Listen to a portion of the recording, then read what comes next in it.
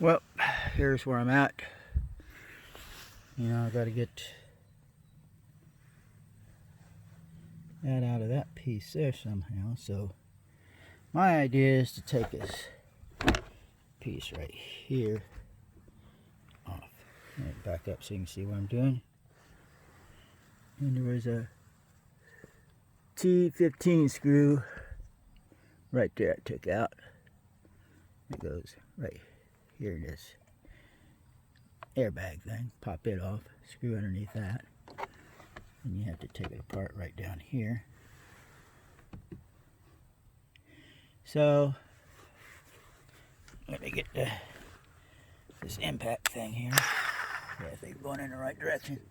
I don't know if I can hold this thing. Take a video of it or not. Let's try it out and see.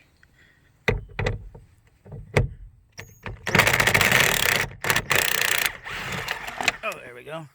Okay, seatbelt loose. Right there anyway.